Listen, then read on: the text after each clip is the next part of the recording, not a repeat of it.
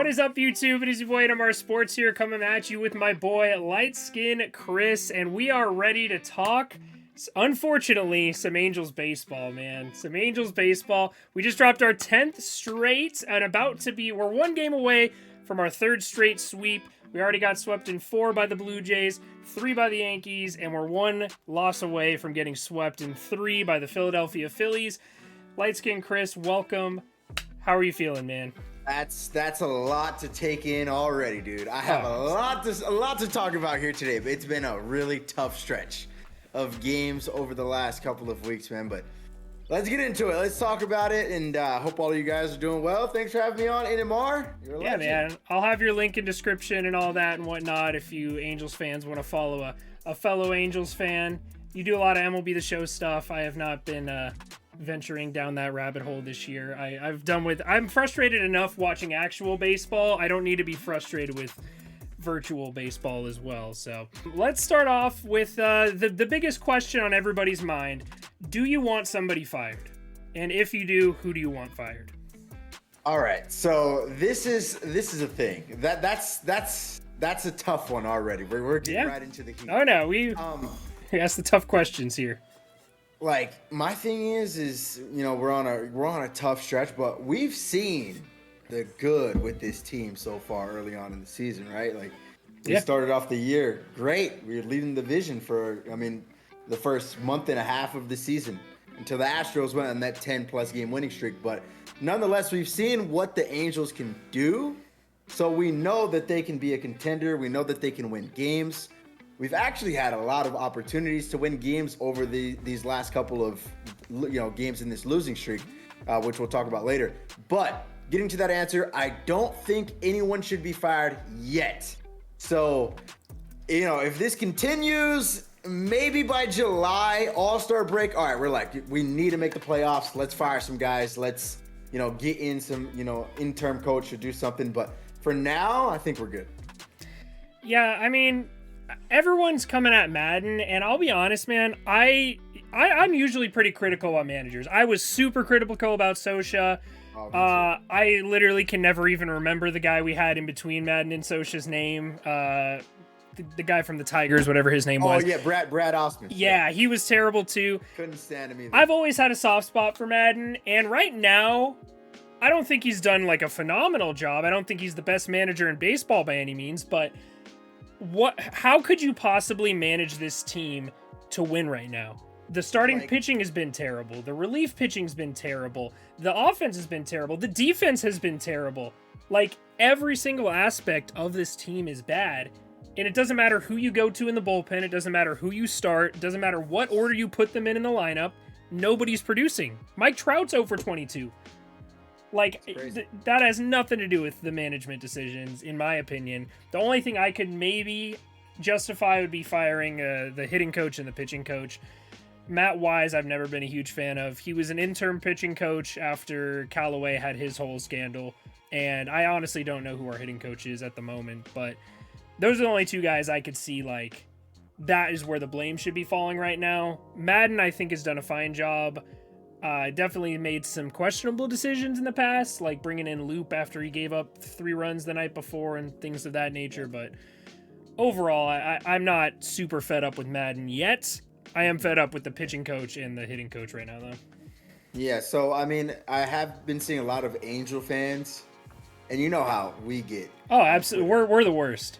Angels fans on Twitter, man, it's like a freaking, I don't even know how to explain it, but you know what it is. So, like, right now, I've been seeing a lot of people, I agree, come at Madden, but taking a look at this stretch of, losses, which started May 25th against the Rangers, that was a 7-2 loss. That's where the 10-game losing streak started. But, most of these games have been, especially that Blue Jay series, were all late inning games where we lost the lead, is what I want to say there. So, we could have won like 3 or 2 of those games in that series.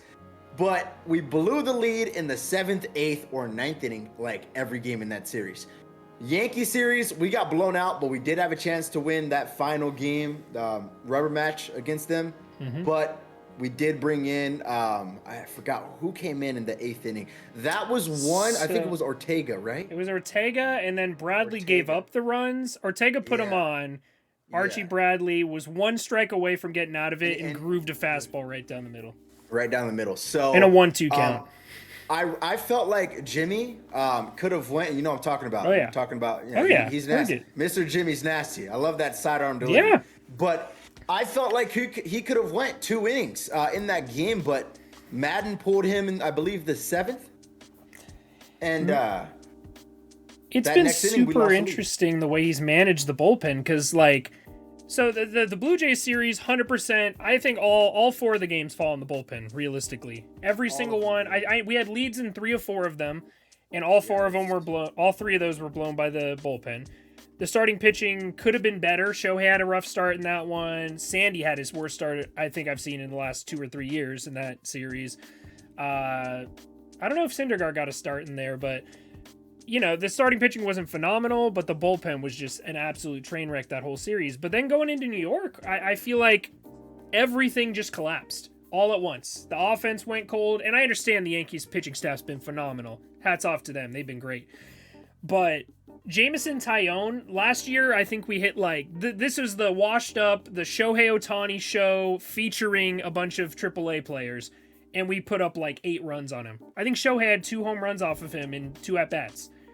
And we absolutely crushed him. And then this year he's throwing a perfect game through 8 innings. Crazy. Like, we're just making every single guy. Zach Eflin. Is that even... Is it Elflin or Eflin? I don't even know how to pronounce it. He's been bouncing around, man, last couple of years. Yeah, and he's got, 8 innings shutout baseball yesterday? Like, it's... I don't know. That kind of leads into my next question. Or no, I think Eflin... No, I don't think Eflin's been bouncing around. I think he's been on the Phillies. I think I'm wrong. Yeah, I think he's been on the Phillies, but he's been I'm average... I'm thinking of someone else. Yeah, like a high 3, low 4 ERA guy. Yeah, exactly. Nothing special. We gotta hit these guys, especially we've got a top offense. Yeah, and it was a top offense. It's fine to go, and I want to get on the offense. It's fine to go, on. You're not gonna hit and score 10 runs every game, but the Yankee series, we scored 1 run every single game of the series. We scored 0 against the Phillies. Yesterday, and today we've only scored 2 runs. So we haven't, scored much runs except for that final game of this series against the Blue Jays where we lost 11-10, which we were leading that game like 9-4. Yeah. After that, dude, after we lost that lead and lost that game, everything just went downhill, man. Like, the Yankee series didn't go well at all. And the Yankees are a great team, and it's like after we lost the last game of the Blue Jays series, that's when I was like, okay, there's absolutely no shot we take 1 from the Yankees. In the Philly series, I thought we would have a chance to get back on track, but after the leadoff home run from Schwarber, I was like, oh shit, here we go again. Yeah, it's the exact same story. And Silseth has been phenomenal from a guy who's had like 5 professional major league starts or whatever, got called straight up from Double-A. He's been great, but literally nothing's going our way right now. But my next question would be, and I don't know if there is a right answer to this, but what do you think is the biggest area of concern right now?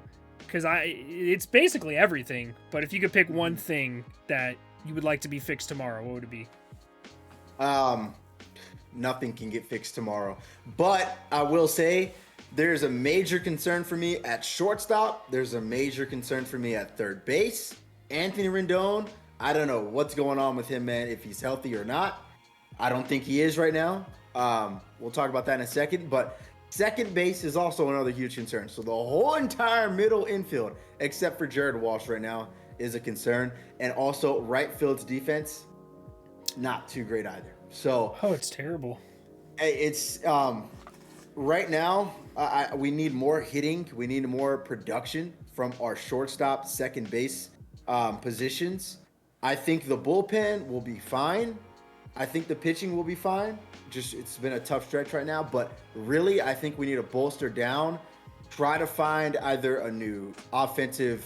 We need a better option offensively in the middle infield, second base and shortstop. Now, if Rendon is healthy or gets back at some point, then we're good there, but that's a concern right now. Yeah, I gotta look up when Anthony Rendon was put on the injured list because I don't know. Let's see. So May 26th was his last game that he played in. So since that game, that's our losing streak started on May 25th, right? Yeah, May 25th was our first loss against the Rangers. Since then, since May 25th, so one game with Anthony Rendon. Actually, sorry, 2 games with Anthony Rendon. He had 2 hits in the first game against the Rangers, then went 0 for 4 against the Blue Jays on May 26th. Since May 25th, the team is 29th in WRC plus in baseball, so second to worst in baseball. 28th in slugging. They're not hitting home runs. They're not hitting extra base hits. 28th in on-base percentage. They're not getting on base. 27th in average. They're not getting hits. 29th in walk percentage. They are not seeing the ball. 6th highest strikeout percentage. So it's not like they're not taking pitches. They're just not taking the right pitches.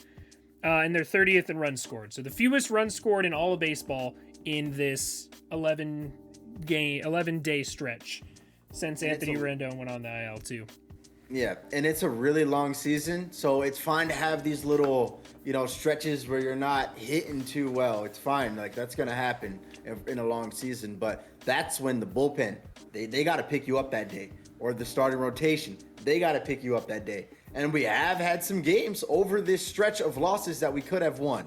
That final Yankees game where we scored 1 run, pitched well that whole game against a insane Yankees lineup. If you allow 2 runs, you should not. You should win that game. If you're a legitimate playoff contending team, you should be. That's a win 10 times out of 10. Good teams can fight through pitching bad and still scoring more runs, or the offense isn't doing too well, and like I said, the pitchers pick you up. But like I said, man, the biggest concern for me right now is shortstop and second base. I don't know how long Rendon is going to be injured. He's been injured, it feels like, every year so far. Since we've signed him to that huge contract. He was good in 2020 in that short season, but since then he's been dealing with nagging injuries. So nonetheless, shortstop, second base, I'm not sold on Rengifo. We've had enough time to, give Rengifo enough time to see what he's going to do, but what do you think, man? Like, I think that's a big concern, shortstop and second base. I absolutely do. And I do think the bullpen will come around. I also think we have some stud arms in the minor leagues that nobody's talking about. I posted something earlier. There's like 4 or 5 guys in the minors that are absolutely destroying it right now. Mm-hmm. And, when I look at the roster, I see some names that I like. I like Tepera. It's funny, Tepera gets the better results than Loop, but every single underlying number says that Loop should be pitching circles around him. I think Loop has a .9 FIP in this stretch, while Tepera has a FIP over 8, fielding independent pitching for those who are stat illiterate. Okay. I got you. And Tepera has like a sub 3.5 ERA, and Loop has a 13.5 ERA, I believe I looked at this morning. Like flip-flopped. Yeah, it's I feel bad for Loop. I think Loop is a very good pitcher, and I think he has the stuff to... He's been one of the best relievers in baseball, and I think he has, in the past. I think he has the stuff to continue to be that. He's just having a little bit of a rough patch right now. And all relievers go through this. You see Liam Hendricks going through this year. You saw Rysel struggle a little bit this year. The only guy who hasn't is Josh Hader, but that's probably because he's like 25 years old still. And, most of these relievers are in their mid to late 30s. So I don't think that pitching is as big of an area of concern right now as, like you said, middle infield. If we could get a guy, I don't know. I don't think Xander Bogaerts is actually going to be available. I think that's a pipe dream. But imagine Xander Bogaerts on this team right now. Xander Bogaerts on this team, we do not have this losing streak. Leadoff hitter right there. Yeah. And I know Taylor Ward's hitting well, but sooner or later, Taylor Ward is going to come back down to earth, shall I say. Like, I think he's going to be, a good major leaguer now. I think we've seen enough from him, but right now he's playing up here, and he's probably going to come out here and, play around here instead of up here. So Taylor Ward in right field, not really a, true right fielder, shall I say. He's bounced around from catcher, third base, right field. So left field, I think, as well. So yeah. Taylor Ward, I think we saw him drop a routine fly ball the other day as well. Oh, yeah. You're fielding everything to make the playoffs, to win games. Everything needs to be good. Fielding, hitting, pitching, all that stuff, right? So I think the Angels, like I said, I'll say it once again, is second base and shortstop are huge problem, at least in my opinion, especially because David Fletcher isn't hitting the ball too well. I know he is on the IL, but early on in the season. Yeah. But still, nonetheless, man, like David Fletcher doesn't really barrel baseballs up, and he's a number 9. Yeah, never. No, and it's, we need more offense.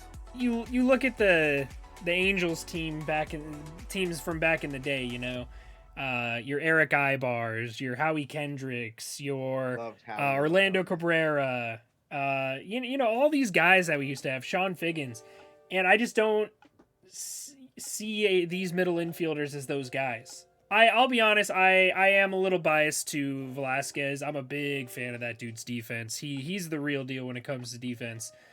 Oh, yeah. And I think it's fine to have one of those guys.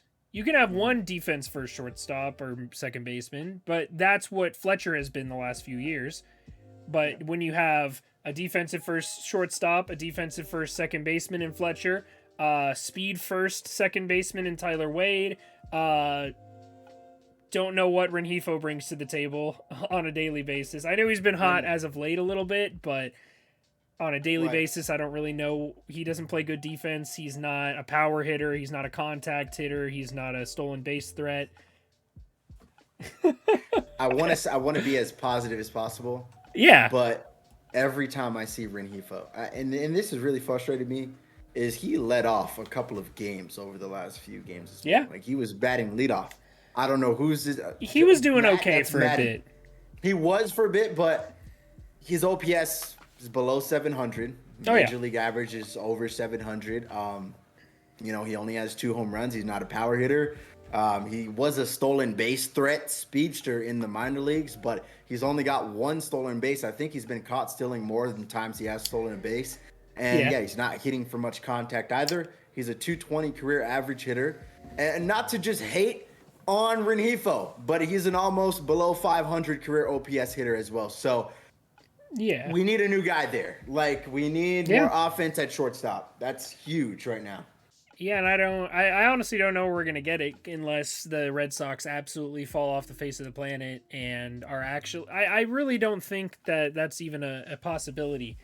Everyone talked about it because of the slow start they got off to, but hey, they're coming to Anaheim next week. That's 4 free W's, so they're gonna be probably above 500 after that stretch. That leads into another one of my questions. Do you have the schedule pulled up by any chance, or could you pull up the schedule? I do. Yeah. So when does this losing streak end? I'm hoping that it ends tomorrow, right? Like, regardless of pitching matchups. Like, I know tomorrow, technically, the pitching matchup favors us. It should. But you saw how Sandy looked in his last start, and the Phillies can hit. Mm-hmm. I'm going to say it ends tomorrow, man. Like, really? 10 games in a row. I guess this is today for those of you listening. Yeah, so I think this is going to end in more specifics. In this final game against the Phillies tomorrow. It's Patrick Sandoval versus Gibson. So I think we're going to take the dub, and I think we end it, man. 10 games. I know this team wants to win. It's been a bad road. It's been a bad stretch of games this past road trip, man, and I hope we can pick it up.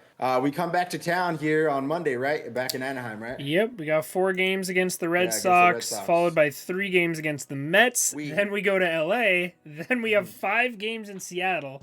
Really so if we don't pick it up, we could very easily be 5th in the AL West. Well, I mean, if we don't win any of these games, we will very clearly be 5th place in the AL West.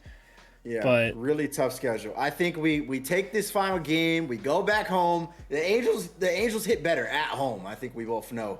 They do. It seems like when they go on road trips, they start to hit a little bit worse, but or get cold.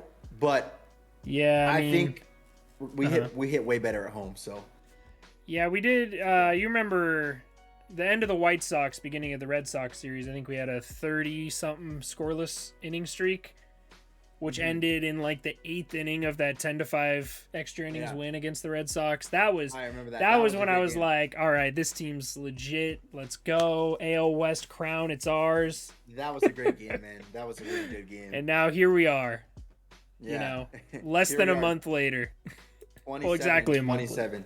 Back at 500, right? It's mind blowing. Can you imagine this team at 27-17 right now? Dude, like It's mind it would be blowing. amazing. It would be amazing if that was the case, right? It's just insane, man. I really don't know, Uh, man. I I just imagine if we were 27-17 at one point this year. Yeah, like the fact that we could go 10 straight losses and still not Crazy. be under 500. Yeah, like, and we're still third in the wild card spot, so we still have a spot in the playoffs right now, but that can change very soon. Like, Oh, absolutely. we need to start winning games. So hopefully we take this final game against the Phillies today, and the rest of these games in Anaheim. Hopefully we can take at least 3 or 4 from the Red Sox as well in Anaheim. Yeah. We'll have to see what it comes to, but I have one last question, and I don't know what your record prediction was for us coming into this season. I think I had us right around like 90-ish, like 88 to 90 wins. I think just above 500, like borderline wild. I think I had us tied with Seattle actually for the third wild card spot. So if you had to look at this team today, everything you've seen the good, you've seen the what's worse than ugly, because that's what this is. What do you think this team is? Are they a 500 team? Are they a sub 500 team? Are they a 90 win, 100 win team? What's your record prediction? I'm gonna say 87 to 92, around that range. All right, 87 to 92. I think we will, make the playoffs, probably a wild card spot.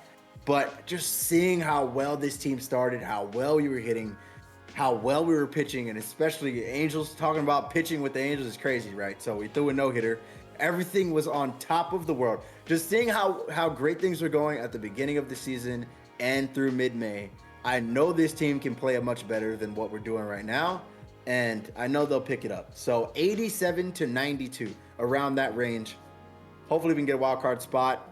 I mean, hey, if we can win the division, I'll be better, but Houston ain't losing. Yeah, it'll be tough. I don't know. This Houston team, this Houston team lost 6-0 to the Royals and Chris Bubich today, whatever the hell you pronounce his name. Dude had a 13-something ERA in like 40 innings coming into this game and shut out the Houston Astros. So, and then we've seen the Astros get on cold stretches. There is not a single team in the AL West right now. I'm out on the A's, but the Rangers are putting it together. The Mariners, we know what they did last year. Fun differential, winning those one-run games. We know they got some dudes. Julio Rodriguez terrifies me. Yeah, and then obviously the Astros. So I don't know, man. Honestly, all 4 of these spots, the only thing I couldn't see is the Astros finishing in 4th place. Everything else I could see happening. And the Rangers finishing in first. I can't see either of those things happening. But I could see the Mariners going on, having a stud second half, winning the division, making the playoffs. I'm a lot more scared of the Mariners than I am of the Rangers. I know the Rangers have been on a tear lately. I know they're fighting. I think they're closing in on us. They're like within 3 or 4 games of us, if I'm not mistaken. I think it's much. I think it's only like 1 game now, man. Yeah, it's only 1 game. Bro, that is insane. They're 1 game back. It's crazy. That is insane. Oh my god, man. So yeah, the Rangers within 1 game of us, but I'm still the Mariners are the ones that scare me, man, because we saw what they did last year, and the World Series champion Atlanta Braves last year were under 500 for most of the season. They can pick it up. So I know a 10-game losing streak isn't the end-all be-all. I would, but to answer my own question, I'd probably put us at like literally on the border of 90 wins. And I'm very curious to see what the threshold of playoff team versus non-playoff team is going to be this year. Because you've seen seasons where, teams won 99, 100 games and don't make the playoffs. But we've also seen, like 85, barely over 500 teams make the playoffs. So with the expanded playoffs, I think we should be able to sneak in there by any means, at least that 3rd spot. Yeah, and I don't know what I'm gonna do if we don't. It's gonna be man. Dude. It's been 8 years, man. 8 years. I would love I would love to get swept in the ALDS again, like we did in 2015 or 2014. I just want a taste of it, man. I just want the pregame excitement of Game 1 and being like, "This is our year." I just want Angel fans to feel playoff baseball again. They hand us those freaking pom-pom sticks. Bro. Everybody's waving those in the air, and you see all red around the whole stadium. Every seat's packed, and we're freaking. Mike Trout hits a home run in the 9th inning. We move on to the championship series. Bro. Like, dude, just imagine, man. Just imagine. And I do think we've got I thought we had the plucky, like, fun wild card team energy about ourselves, you know? Like, you know those kind of teams. The 2014 Royals I alluded to. The 2002 Angels. They're a plucky wild card team that barely snuck into the playoffs. And, you know, those teams are the most dangerous. We see it in... They're hungry. Teams that barely sneak in, they get hot. Is baseball, anything can happen. Not the best roster wins. Like, exactly.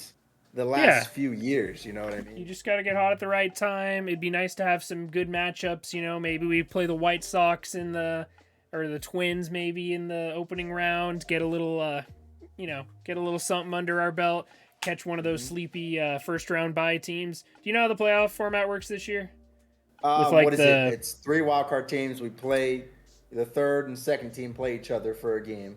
So the third wild card plays the division winner with the least amount of wins. The 2 division winners with the most amount of wins get a first round bye. And then the second and third wild card play each other at the second wild card's park. Okay, so yeah. Interesting. So we're gonna play the Astros if that plays out then.